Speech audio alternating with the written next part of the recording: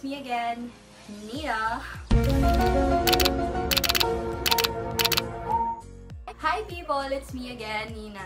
Wala nang Salamanca kasi buli ako, batch.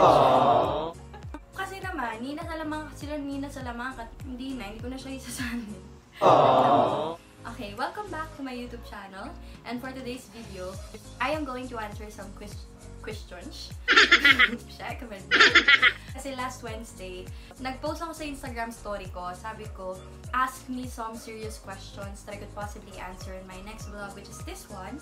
And luckily, may mga nagsagot naman. At yun yung mga kaibigan ko talaga matatawag ko mga kaibigan ko dahil supportive, ganon.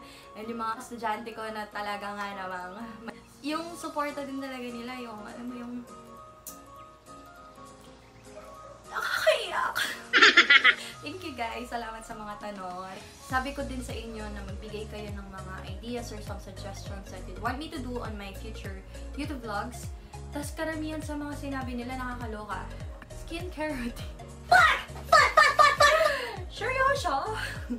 Hindi, bakit? Tingnan mo nga yung ano ko, this is skincare routine. Like, ha? Sabi kasi ng tita ko, pag may ganun tunog daw, mag-knock ka on wood para kasi swerte daw. Hindi ko alam kung pinagtitripan niyo ako sa skincare routine na yan o talagang gusto niyo ng skincare routine. Kasi wala akong skincare routine. Tamad na tamad nga akong manghilamos eh. Tapos mag-skincare routine pa. Wala akong skincare routine na fina-follow because wala akong pambili ng mga kung ano-anong anik-anik na kailangan ilagay sa mukha. Second, pakiramdam ko, kapag nag-follow ako ng skincare routine, hindi siya magiging routine dahil hindi ko siya gagawin or hindi ko siya ulit-ulitin or gagawin ng routine. Gets nyo? Kasi kilala ko yung sarili ko. Alam ko na hindi ko kayang gawin yun. So, ito na lang yung isa-share ko sa inyo na tip para kahit pa paano magkaroon siguro ng hindi naman makinis, pero medyo makinis na face. Huwag araw-arawin ng pagligo. Siyang masipag. Naiirita kasi yung mukha mo. Legit, hindi ako lagi naliligo. Yung mga estudyante ko sa first subject, nakikita nila na, ha? Ba't kaya yung buhok niya? Kasi don't ligo. Hindi, joke lang. Naliligo ako, pangit lang talaga yung buhok ko. Pero hindi lagi. Okay, before I begin, I'd like to give a quick shout out to my #1 fan somewhere in Middle East. Shout out, very fun. Yes, may fan ako. Dodong! Hello, Dodong! Nako, mag-watch naman ang Dodong. Dili naman siya magtrabaho. Yung Dodong ko na yan, sabi ko sa kanya, dili siya laging mag-watch ng video ko dahil baka nga mahuli siya ng bus niya. Tapos siya dito sa Pilipinas. Kailangan niya muna mag-work hard dyan ba? Ito nga pala. Dali mo na iniisip yung magbili ka ng bagong camera. Hindi naman kita gustong magastos. Pero kung gusto mo talaga, sige, bilang mo ko. Pero dali yung mahal, ha? Yung saktong magkumanda lang ba yung enday mo sa video? Ayun lang. Start na tayo.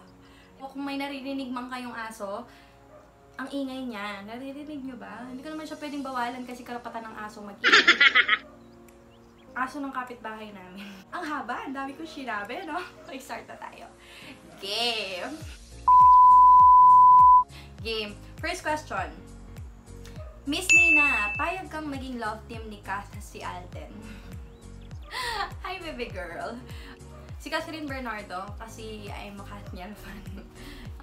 Matagal ko ding pinag-isipan to. Kung papayag ba ako, pero payag naman ako. At saka alam mo ba, doon mo makikita kung gaano kagaling ang isang artista.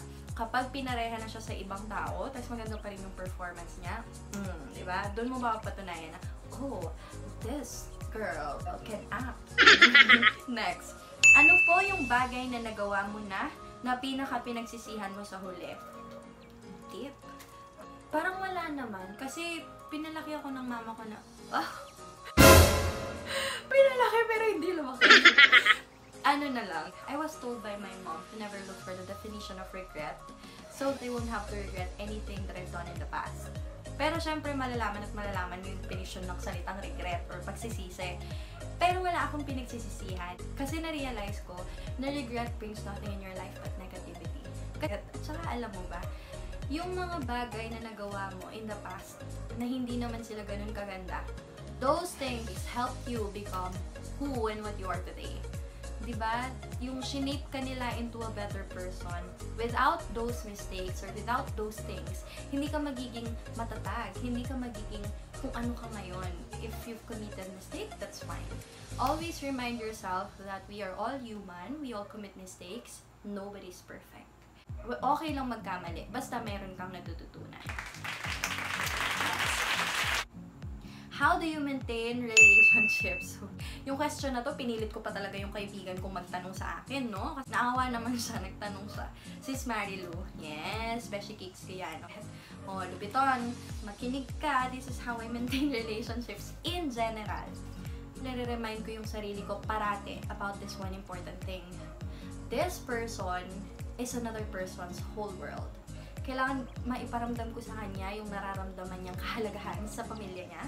Kasi, in the first place, pinayagan niya ako makapasok sa buhay niya. So, I have to be consistent in making this person or making them feel important and special. Kasi if hindi, isipin nila na hindi sila talaga mahalaga or hindi naman natin talaga gustong magstay sa buhay natin. So that person or your best friend or your significant other is another person's whole world. Therefore, you have to value, love, accept, and protect at all costs.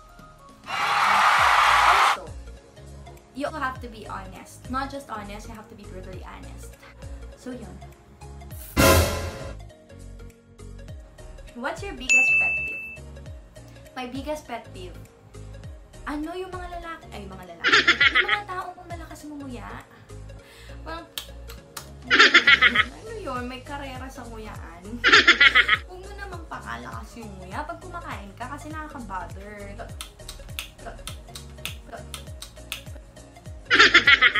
Ito pa. Biggest pero yung mga kasakay mo sa jeep tapos bulong ng bulong. Hindi pa alam kung naka-encounter na kayo ng ganito pero lagi ako nakaka-encounter ng mga taong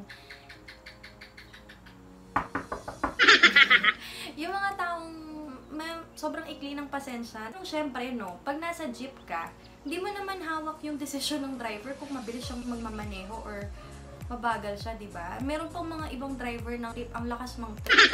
Kaya sa papagas pa.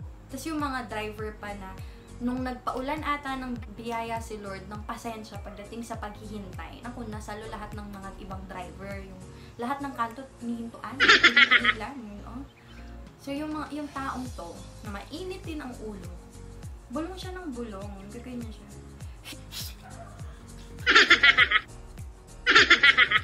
Mga ganun. Ate girl, kuya, kung ayaw mong malit at madedak sa trabaho, bumili ka ng sarili mong sasakyan. Kung hindi mo kayang tiisin yung init sa jeep dahil siksikan na sa dami ng tao, bumili ka ng sarili mong sasakyan. Okay? At kung hindi mo kayang tiisin ang traffic, pagawa ka ng zipline mo. Magsimula sa bahay mo, hanggang dun sa pagkakaroon mo para mag-zipline at mag-ipang bullshit ka. Dinadamay mo lahat sa kabadtripan mo eh. Salamat. Okay. Paano move on? Siguro ano to, paano mag-move on? Feel it until it hurts no more. And you know what? Hindi ko alam kung maganda siyang pakinggan, pero enjoy the pain.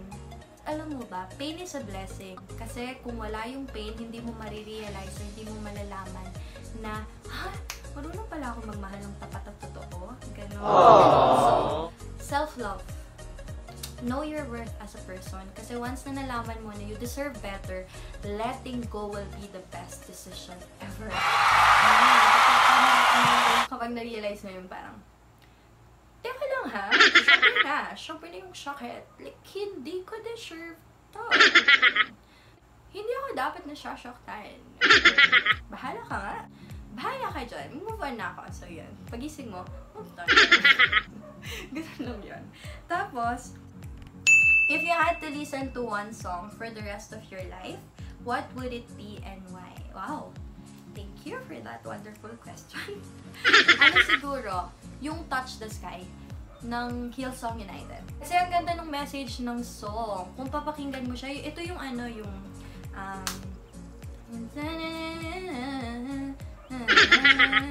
ito yung sabi niya, I got so high to fall so far. I found heaven as love struck low. My heart beating, my soul beating. I found the love when I laid it down. Upward falling spirit. When my knees hit the ground. Yun. Di ba? Sobrang ganda niya. Listen to that song, guys. Sobrang ganda ng meaning niya. Ano kasi yung parang message niya for me is that if you feel like all the odds are against you and you're on the verge of giving up, yung wala ka nang masasandalan, surrender everything to Him, because once you surrendered everything to Him, nothing wrongs are gonna happen to you. Mararamdaman na, Lord, teka, dahan-dahan, masyado mo akong mahal. Doon mo mararamdaman na overflowing yung love niya sa'yo only if you will surrender everything. Pangarap niyo po talagang maging teacher. Hindi. Ginawa ko lahat ng makakaya ko para lang hindi ako mag-end up being a teacher. Look at me now. Yeah, girl, teachers. Sabi ng mama ko nung bata ako, dapat daw mag-teacher na lang ako. Gusto niya ako maging teacher because she's a teacher. Sabi ko, hindi. Kahit anong nangyari, hindi ako mag-teacher. Kasi hindi ko kaya yung pasensya na meron siya pagdating sa mga estudyante, sa mga bata. Hindi ko kaya yon. Sabi ko, hindi ako mag-teacher. So, nag-aral ako ng communication. Nag-graduate ako ng communication. Pero, bumalik ako sa school at kumuha ako ng education. Pero, I'm happy. Very much happy. Minsan kasi yung mga plano natin sa buhay, tuluyan silang nawawala, nade-demolish talaga sila. Because His plans are better than ours. At totoo yun. You just have to trust Him. Bata pa lang ako, gusto ko nang maging showbiz reporter. Kasi chismosa akong tao. Pag may nag-aaway dun sa baba, naririnig ko na kahit nandito ako sa taas, tatakbo ako para lang malaman ko ano yung pinag-aawayan nila. Pagalitan ako, masyado ako malapit dun sa baba. So, ayun. Pero wala eh. Gusto niya ako maging teacher. Siyempre, ano bang say mo pag gano'n, no? Lord, if you want me to be a teacher, I'll be a teacher. Unforgettable moments ng kabataan ka kasi thunders ka na. Cha-cha! Eto. Nung bata kasi kami, 4 lang kasi kami magkakaibigan dito sa bahay. So, kung hindi kami sa amin magsistay, either kina Kiara, which is sa baba lang, and then kina Celine o kaya kina Jamie. So, kung nagstay kami, say for example, kina Jamie, pag uuwi kami sigurado, kalak na yung Ang gagawin namin nun is yung over the bakod. Familiar kayo doon? Yun, mag-over the bakod kami. Kami dalawa ni Kiara. Yung pinsan ko who happened to be my best friend also. Yan. And also, ito pa, hindi ko din talaga pinaka-makakalimutan. Nung bata ako, siguro mga grade 3 or grade 4 ako noon, yung pencil, di ba may eraser, pinasok ko siya. Pinasok ko siya sa ilong ko. So, di ba, imagine how big the hole is. Nagkasya siya. So, na-stop siya dito. Pilit ko siyang tinatanggal. Ayaw niyang matanggal. Ko alam nung naisipan ko. Ba't ko siya pinasok? So, na-stop nga siya dito. Siguro for good 10 minutes. Nakalimutan akong ganyan. Nagtataka na yung seatmate ko. Ano ginagawa ko? Ba't nakayuko lang ako? Tinatanong niya kung na paano nga, ganyan. Tapos, wala naman nasagot. So, hinayaan ko na lang siya. Pilit ko na ayaw niya matanggal eh. So, sabi ko, bahala ka. Kung gusto mo dyan, sige dyan ka. Mag-isa ka. Hindi ko na siya pinansin. Nakatakip lang akong ganyan. At yung sumakit na yung dito ko, yung nababahing na ako, ganyan. Tapos, yung ko sobrang sakit na gusto ko nang umiyak. Damay ko pa yung sakit. Masakit talaga dito. Sa luluha na yung dito sa sobrang sakit. So, gagawin ko din.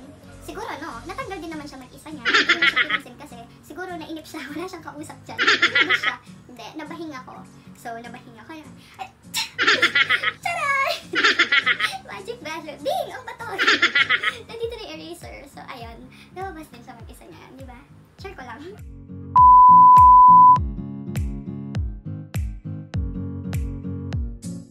Thank you so much for watching. And sana meron kayong natutunan from this video. So, kung meron kayong mga suggestion na or ideas na gusto nyo gawin ko on my next video, please comment down below.